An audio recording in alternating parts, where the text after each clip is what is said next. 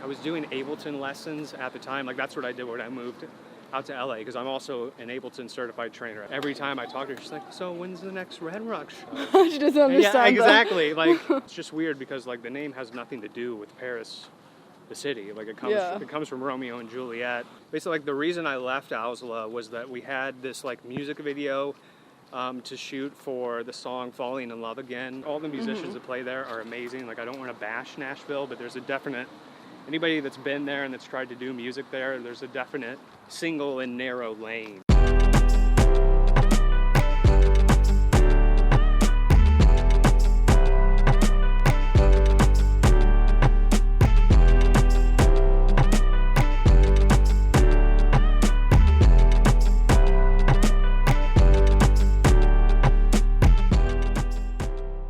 Hey, this is Lauren Engel of Sidewalk Talk. Today I'm here with Kill Paris. Hello. So you're originally born in Indiana? Or? Yeah. I grew up there, lived there until I was 18. What do your parents do? My mom is a dental hygienist and my dad works in the boat industry. Oh, wow. So they're like not really doing anything creative? No. I mean, I have an uncle who plays bass, but aside from that, there's not really anybody that's like musical.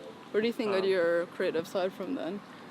I think it was just from like growing up in Indiana where like there's nothing going on, you know, generally, especially when I was growing up, and like that, like wanting, like not having the outlet to be creative, like made me want to be creative, you know, and I was really into music and the radio. And you picked up the guitar, right, when you're like 15? Yeah, the guitar was like the first thing, and I think I wanted to do that because I just like wanted to be cool, because that was like the thing that you did. That was like before DJing was like a thing, so you'd like play guitar, which is funny because like now I feel like guitar is like the cool thing, like that's cooler than being a DJ, you know what I mean? That's true. It's kind of gone back to that, but yeah. But yeah, I don't know. I mean, again, like growing up in Indiana, there's not really anything to do, and we lived kind of out in the middle of nowhere, so there's really nothing else going on. And you were in some bands, right? Yeah, a lot of bands for a long time. Like when I was in high school, like pop punk was kind of like the stuff that was like going on, so kind of did some bands like that, some like jammy stuff.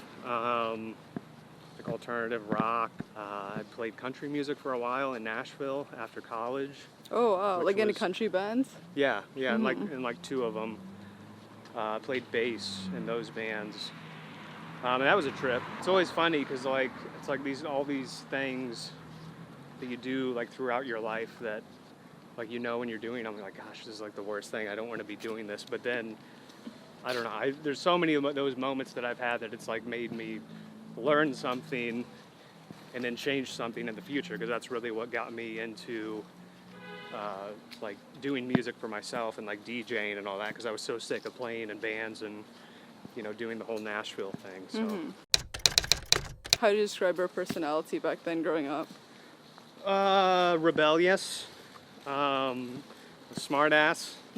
So nothing's really changed, I don't think. I think maybe I've just gotten better at it, if anything. Did you like school, like academically? No, I graduated early to go to college for recording, like for engineering, and so I graduated like, it was like 8 months early.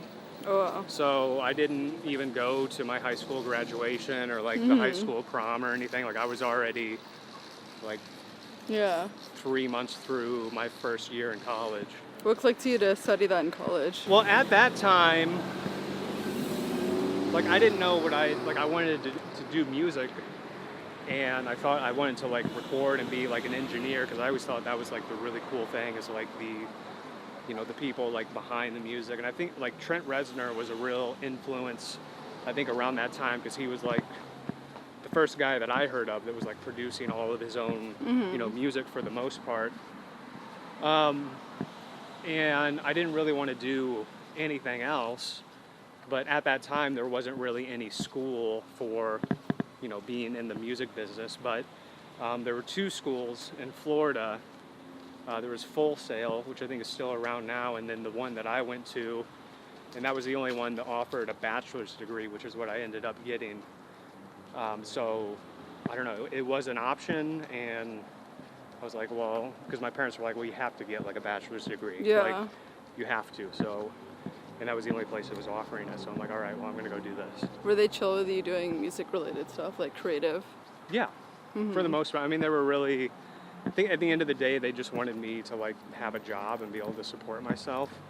So like they were supportive, but at the same time, there was, I mean, so many years of like not having a job, like most people in the music business, like that, it just like happens like that for a long time. But yeah, they always motivated me, and they're my biggest fans now. You know, they're super happy. And do you think you learned a lot, like looking back, like for people who are considering to study?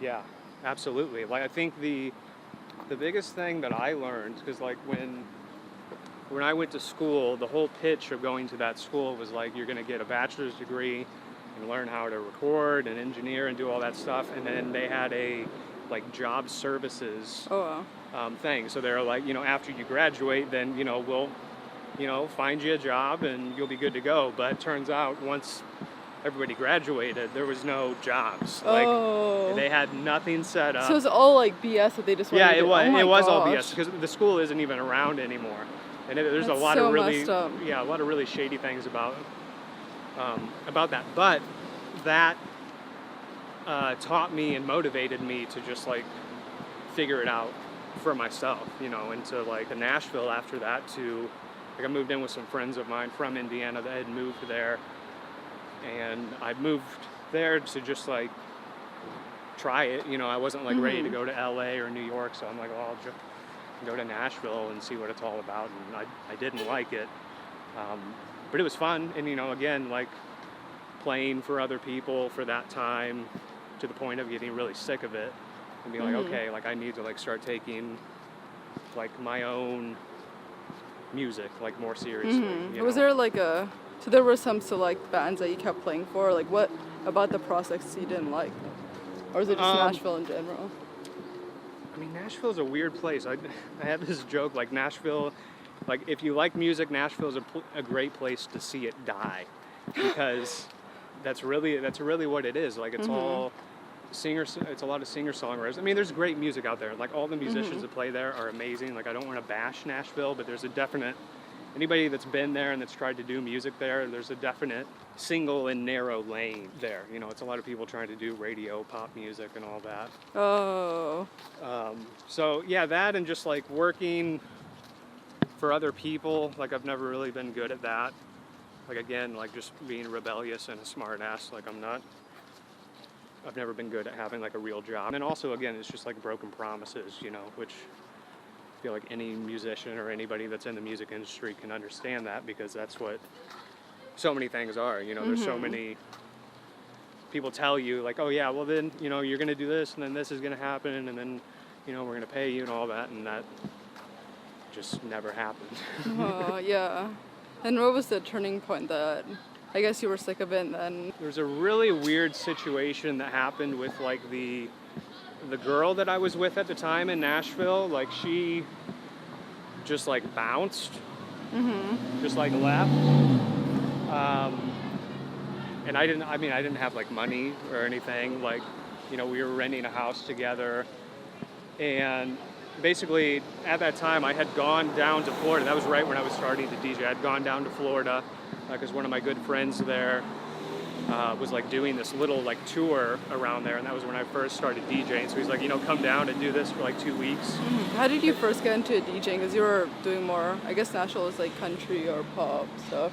Yeah, well, my friend Jake in Florida and my friend Dave I had gone to school with, he kind of introduced me to, you know, back then it was like electro house type stuff. That was like what kind of dance music was, like the early days of like Wolfgang Gardner and like early Kill the Noise when he was doing like electro house stuff, and Treasure Fingers, stuff like that.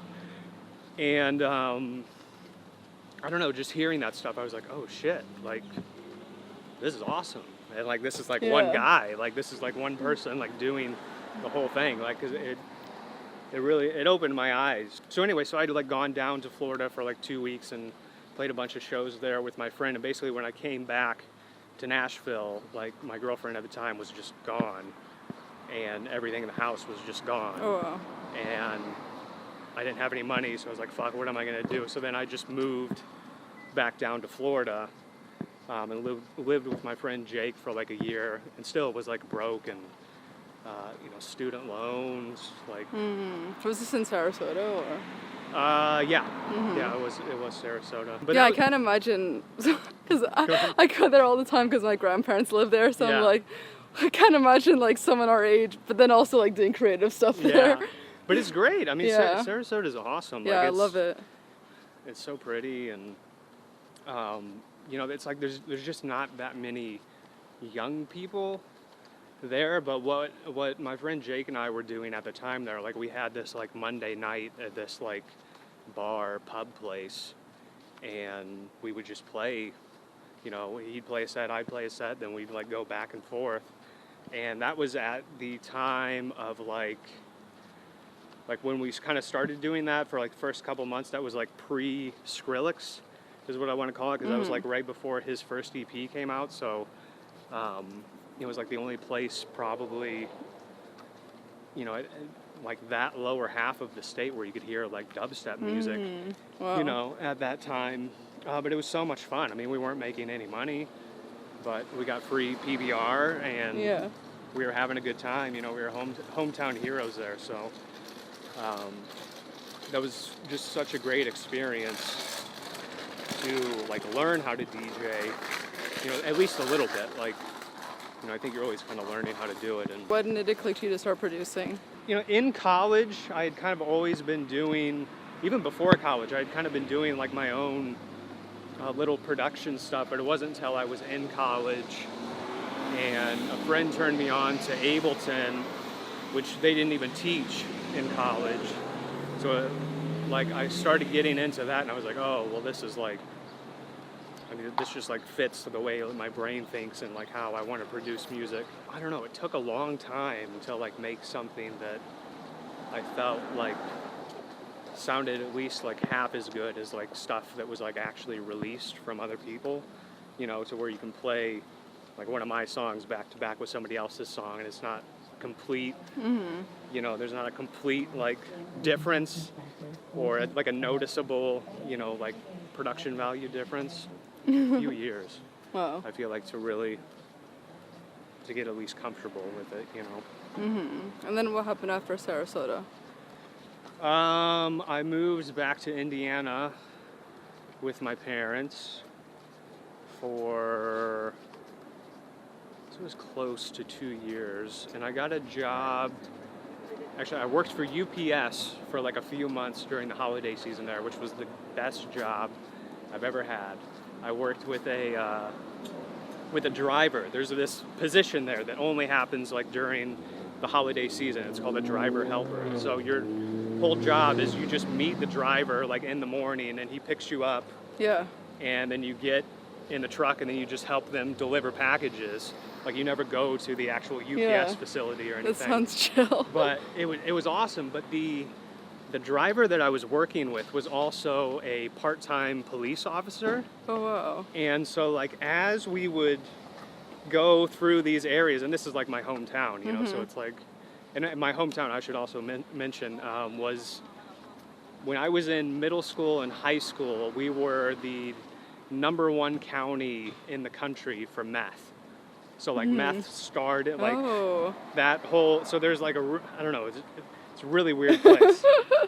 But anyway, so I worked with this guy, and it was so cool because when we would be going around the town, he would be doing police work at the same time, to where like we'd like slow down. He'd be like I remember this one time, he was like, oh, that's so-and-so's car. He just got out of jail. He's not supposed to be at that house. Oh my and like gosh. so there's all this like, he had all this like, because he was a great UPS guy, but I got the sense he was a really good police officer too. So he was like doing all this other work like while we were just like driving around, which was cool. So I did that, and then I ended up getting a job with Sweetwater, which is, it's like Guitar Center, but they only have one like store, and it's in Indiana. It's in Fort Wayne. That's where it started. I got a job there, like just working in the warehouse, and then just like busted my ass, and eventually got into the actual like storefront as a salesman in there, and did that for, I think I was there for like a year and a half, and was like making good money, like had health insurance, but at the same time I was still like producing my own music, but I was like I just like hated what I was doing, because I could basically just like stay there, save up money, like buy a house, live in Indiana, whatever, but I had done a remix for a guy that lived in LA, like while I was living in Indiana, and eventually after doing the remix, like it was cool and everything, and then like he wanted to like meet up, and so like I ended up flying out to LA for like, I think it was just for like a week, and got to like see it, and then basically I came back to Indiana, and I remember specifically I had a conversation with my mom, and I was like, I want to leave, like I want to go to LA, and I was like really scared to like talk to her about it, because I thought she was gonna be like, well, what are you doing? You got a good job, and she just said like, do it. Like she's like, you're not happy here, so do it. So how did you get your first music placed with Owsla? I was just putting music up on SoundCloud. I was doing Ableton lessons at the time. Like that's what I did when I moved out to LA, because I'm also an Ableton certified trainer. I don't really teach anymore, but that's what I was doing when I came out here, because I didn't have anything else like lined up to make money, but I was able to do it. So anyways, long story short, I had done an Ableton lesson that was just like horrible. Like I was hungover, and the guy that I was teaching just did not get anything, was like a complete dumbass, like no offense if he's watching this, but I just felt so defeated. I came home and got on SoundCloud and checked my messages, and I had a message from Skrillex. Oh my gosh. I was like, what the fuck? Like this can't be real. But he was just saying that he like had heard some of my stuff and like really liked it, and just wanted to talk more. So then we eventually talked more, and then I was working on the To a New Earth EP at that point, and then that became like my first EP with them. And how do you describe the product you work with, like the MIDI? The MIDI Sprout? Yeah. Yeah, that's how do you describe that? It's a device that you can hook up to a plant or just like hold in your hands that works off of your body or a plant's electricity, and then creates like MIDI notes from that electricity. Because like plants, as well as like our bodies, like we have like a low voltage that's kind of like constantly changing, you know, depending on how much water and salt and That's movement so crazy. and all that. How did you like stumble upon it? And Duncan Trussell, he was on, there's a Joe Rogan episode that he was on that I was listening to as the second time that I left LA to move to Florida, which is where I live now. I was listening to that podcast, and Duncan had brought up the MIDI Sprout, and it was kind of just like a throwaway thing where he just like mentioned that somebody had given him one, and like they didn't even go into it, but I was like, God, that sounds like so cool. And I'd been like really interested in plants at that time, and like the effects of light on plants and everything, so it was just like a weird thing. Then I basically begged MIDI Sprout for like 3 months to like send me one. They're just like, dude, just send me one, and then I'll do stuff for you guys. Like I'll help promote it. Like anyway, I just like I want to mess with this thing, and I want to. That's so cool. You know, see what it can do. Yeah, it's been really, really cool. What clicked you to start your own record label? Well, I still technically have the label. I just don't really use it anymore because it's so much work. Yeah. But after I was with Owsla for a while, like there was basically like the reason I left Owsla was that we had this like music video to shoot for the song Falling in Love Again, which has my two friends Alma and Marty on it. And basically we were all set up to like do this music video, but I told them, I was like, well, I need Marty and Alma to be in the video, And they're like, yeah, okay, but you know, whatever. So anyways, long story short, I'd gotten like I saw on Facebook or something that there was like an event for my music video that I didn't know about. Oh. And so basically they had shot a music video without like telling me and without me or any of the people involved in the song there, and then tried to make me pay for it. And I was like, well, this is not cool. So the video that we ended up doing, which was at the roller rink, which is like it was a really fun shoot, but basically my manager at the time and I kind of put that whole thing together, and we shot the video, whatever, and then Owsla didn't want to pay for it, and they were trying to make me pay for the other one, and I was just like, this is just like too much. And nobody from Owsla even came to like the video shoot, so that just kind of like rubbed me the wrong way. And at the same time, I just kind of wanted more like freedom with like when I could release my music, which is like a thing that I think a lot of artists run into, especially now, because, you know, any really good label probably has a lot of artists on it, which then means there's scheduling issues. And, you know, for me, like when I finish a song that I'm excited about, that's when I'm most excited about it, and that's when I want to put it out, because in 3 months, like after the song's done, like I'm already in a completely different place, like, and I've forgotten about it, or just don't, like, sometimes I'll hate it in 3 months, you know what I mean? So so yeah, I started the label and did that for a while, but it's just like, it's so much work, it's so time and money consuming. So I mean, I still technically have the label, but I haven't used it, you know, in a few years. So but that was a good life lesson as well. Like, I think that, because I like to do a lot of different things, and I've always liked to like challenge myself and try to do different things, but like there comes a point where you have to like, or at least I had to say to myself, like dude, just focus on the music, because like you can't, like I'm not a businessman, like I don't like paperwork, I hate emails, I don't like text messages, I don't even like social media, so it's like, to like try to run a label is not a, you know, it's not a job for me. Yeah. So, and how did you meet Monstercat? I don't remember how it happened. I mean, I had been a fan of theirs, you know, like for a long time, and I think they had been a fan of mine as well, and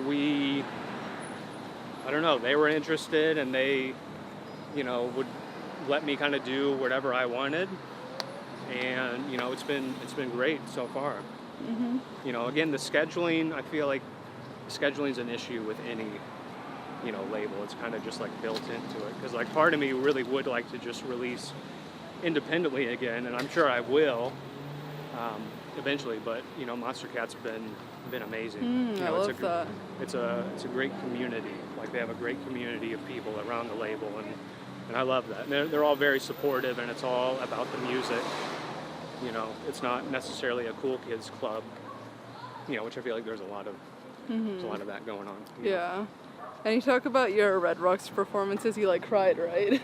Yeah, it's so weird. I was just going through some footage of the first time I played there, which was like back in 2013 or 14, I think. And like, I don't know, even just thinking about it now, because I think I've played there like 4 or 5 times. Like, I don't even like deserve to like be at a show there, like let alone like be on stage. Like, it feels so weird. And what's funny about that too, like going back to my parents, is that's the first, I think it was the second time I played at Red Rocks. That was the first show that I let them come to. Oh. And so now, like, my dad's fine, but my mom is like, every time I talk to her, she's like, so when's the next Red Rocks show? She doesn't understand. Yeah, exactly. Like, and she's been to like a couple other shows, but like, just showing her that as like the first show, you know, that's what she just imagines, like every show is like oh Red my god, Rocks. that's such an insane like benchmark. Yeah, exactly. I'm like, that's like the, you know, for me, that's like the peak. I don't know. Yeah. I mean, there's some other great places to play, but that's just, it's insane. Yeah. Beautiful place. And what occurred to you to change your names, like during the shooting and? Yeah, that was rough. Like, it was weird because like up until that point, like anybody who like listened to my music or commented on my stuff, like everybody was so sweet and so nice.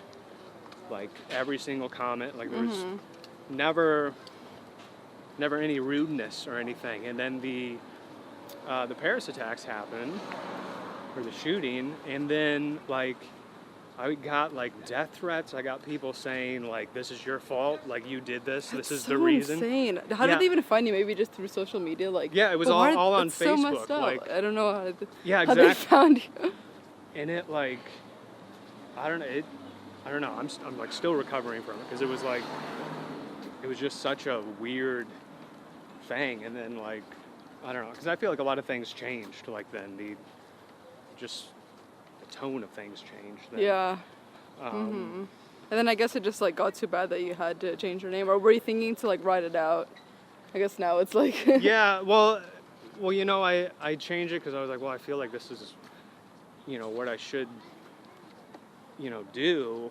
And you know, it's just weird because like the name has nothing to do with Paris, the city. Like it comes from Romeo and Juliet, because Paris is like the guy that is like arranged to be wed to Juliet, and like Romeo's like the poor like weirdo, which is like the guy that I am. And like Romeo and Paris end up getting into a fight, and then like Romeo ends up killing Paris, even though he doesn't like want to. It's just like that's what ends up happening. I always found that was like, I don't know, that for some reason I always like kind of gravitated to that idea, and that idea of like true love, of like doing, you know, going like with your heart, like as opposed to like just what's arranged for you, you know what I mean? Because that's kind of been the story of my life. Like there's been so many things that like weren't arranged for me, but I like figured out how to like make things happen. So that, I don't know. It's just like weird. It's a different world now. Like people love to get upset about things. Yeah. You know, like anything, and like put the blame on other people. And I guess that was just like my first time experiencing that when the attacks happened. So it was just weird. What's the inspiration behind Galaxies Within Us? You know, messing around with the MIDI sprout, and at that time, you know, it was like leaving LA and going back to Florida, and just like learning about like light and like being outside and like getting sunlight. Because like I've not always had like an issue with depression, but like it's like kind of always been there. And then I like realized that like, oh, I'm spending all my days like in an apartment or in a house, like on a computer. Like I'm never outside touching the ground. I'm never outside in the sun.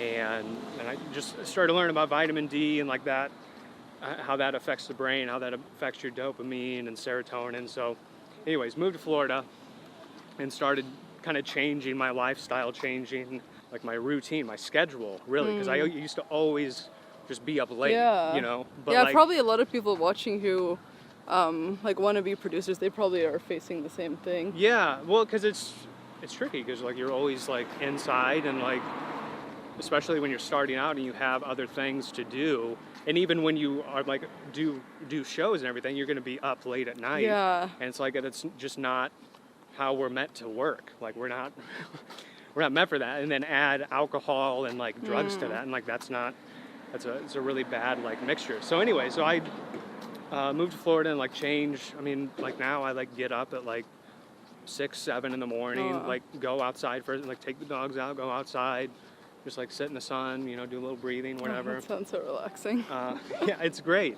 And also just like working during the day as opposed to like at night, because like having like artificial light and everything like at night is, from what I can understand, it's really bad for you. Like just terrible. And that messes up your whole dopamine system, your melatonin, and all that. That's why people have trouble sleeping. That's why I had trouble sleeping for so long. So yeah, Galaxies Within Us was just that, kind of going back to like looking within. And I worked with Wim Hof on 2 songs. He's like is he Austrian? He's from the Netherlands. I hope I get that right.